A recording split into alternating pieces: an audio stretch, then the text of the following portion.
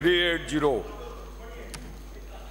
माननीय अध्यक्ष महोदय, जी हाँ, राष्ट्रीय चंबल घड़ियाल अभयारण्य का क्षेत्र जवाहर सागर बांध से कोटा बैराज तक चंबल नदी के किनारे से दोनों ओर 1 किलोमीटर तक स्थित है।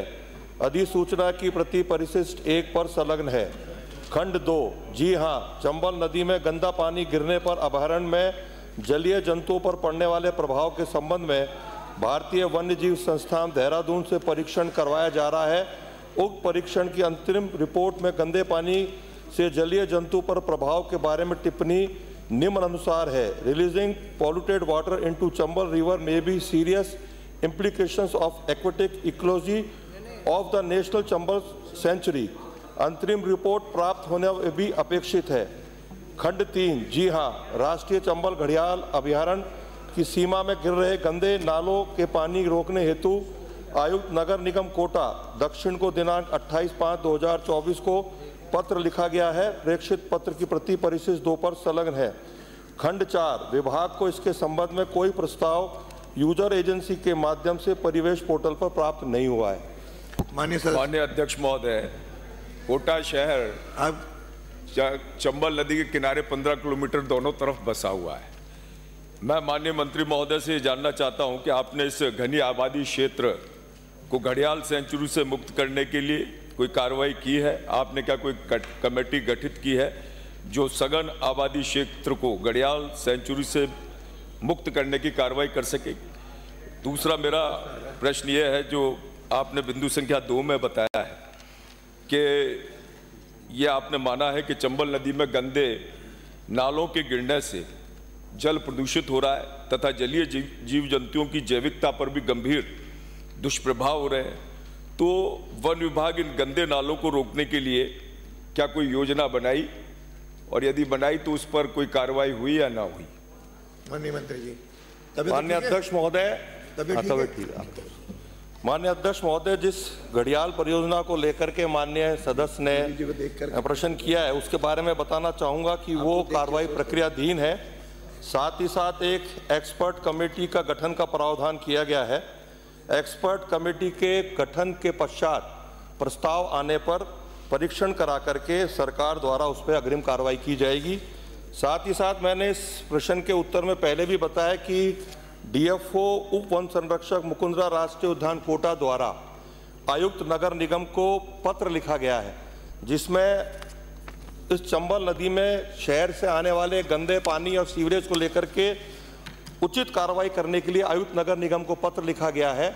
और नगर निगम से मैं भी माननीय मंत्री महोदय के माध्यम से, सदन के माध्यम से निर्देशित करना चाहूँगा कि नगर निगम इसमें ठोस कदम उठाए और आने वाले समय में चंबल घड़ियाल परियोजना के अंदर जो भी पार्ट आता है उसमें सीवरेज का पानी या गंदा पानी नहीं जाए, उसके लिए उचित कदम उठाए। माननीय अध्यक्ष महोदय, मैं आपकी जानकारी में लाना चाहता हूं, और मंत्री महोदय बहुत सकारात्मकता के साथ एक सोच के साथ वन विभाग में काम कर रहे हैं, परंतु वन विभाग का इतिहास रहा है माननीय अध्यक्ष महोदय कि हर सकारात्मक काम को अटकाने का प्रयास अभी तक का रहा है, लंबित करने का प्रयास रहा है। इसमें 18 करोड़ रुपए 2023 में, ये मेरे पास पड़ा माननीय अध्यक्ष महोदय, पूछो ना, ये 2023 में ये 18 करोड़ रुपए का एनटीपी माननीय अध्यक्ष महोदय, एनटीपी क्लियर है। 2018 में ये एनटीपी क्लियर है जो वन विभाग के अधिकारियों ने जिसे स्वीकार किया है कि ये हमें प्राप्त हो गया। उसके बाद भी वो मान भी रहे हैं कि गंदे नाले का पानी जो जीव जंतुओं को नुकसान पहुंचा रहा है, प्रदूषण कर रहा है चंबल नदी में, उसके बाद भी उस काम को अभी तक अनापत्ति प्रमाण पत्र वन विभाग के द्वारा 2023 से अभी तक नहीं दिया गया है। मैं माननीय वन मंत्री जी से यही कहना चाहूँगा कि सदैव इसी प्रकार हमारा चंबल में जो पर्यटन विभाग से हमें सारी स्वीकृति हमें माननीय पर्यटन मंत्री हमारी माननीय उप मुख्यमंत्री दिया कुमार जी ने दिलवा दी, पर वो क्रूज संचालन भी आपने रोक रखा है। आपने आईफा में अभी परमिशन मांगी वहाँ पर वो करने के लिए, शूटिंग करने के लिए, उसको लंबित कर दिया गया। हमारे गरड़िया महादेव जैसा मंदिर जो जिसमें वहां दर्शनों के लिए जाया जाता है, वो मंदिर पे भी रोक लगा रखी। 200 रुपए मंत्री महोदय, इस विषय में आप कोई कार्रवाई करने का विचार रखते हैं क्या कि वन विभाग सरलीकरण से जो लोकहित के काम है उनमें कोई अपना सकारात्मक रुख रखेंगे? माननीय अध्यक्ष महोदय, जिस गंदे पानी के दूर करने के लिए जिस बजट का आपने यहाँ सदन को अवगत कराया, उसको लेकर के मैं फिर आपसे आग्रह करूंगा कि यूजर एजेंसी परिवेश पोर्टल पे जाए, उस पर आवेदन करें और जो भी आवेदन पत्र के दौरान जो भी कागज चाहिए आप उस पर आवेदन करें। निश्चित रूप से वन विभाग आगे बढ़ के उस पर अनुमति देगा। जिस गडेरिया महादेव का आपने जिक्र किया जो मुकुंदरा रिजर्व के अंदर आता है, जब मैं कोटा गया था तो आपने उसके बारे में अवगत कराया था। मैंने महाशिवरात्रि पर उसको सभी श्रद्धालुओं को खोलने के लिए जो वन विभाग को कहा था वो काम में आ रहा है और आने वाले समय में ये समस्या कोई गडेरिया महादेव से संबंधित नहीं है। पूरे राजस्थान में जो धार्मिक स्थल हैं जो वन विभाग में आते हैं उनको भी हमारे श्रद्धालुगण, हम सब लोग भी चाहते हैं कि वो खिले, लेकिन वन विभाग की भी एक सीमा है, उनका एक नियम कायदा कानून है जो भारत सरकार से रिलेटेड है। हम प्रयास करेंगे कि आने वाले समय में इस प्रकार की कोई समस्या नहीं हो।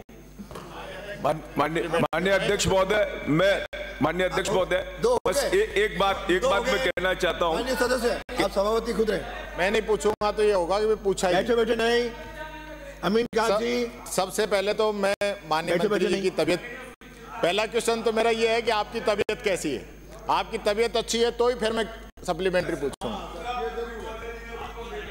तो आपने साहब जो परिशिष्ट एक लगाया है, मैं चाहूंगा एक बार मंत्री जी थोड़ा पढ़ के बता दे परिशिष्ट एक में क्या है। आपका प्रश्न आ रहा है श्री अमीन खान जूली। आप ये तो देखो साहब, ये तो आपकी कोर्ट से आदम के जमाने का ऑर्डर लगा दिए। आप अपना प्रश्न पूछ लो। प्रश्न संख्या 381। माननीय मंत्री जी, जवाब भी आ गया है। चलो जवाब आ गया था। मेरा सीधा सा सप्लीमेंट्री है कि क्या सरकार, हमारी सरकार ने जो गिग वर्कर कानून बनाया था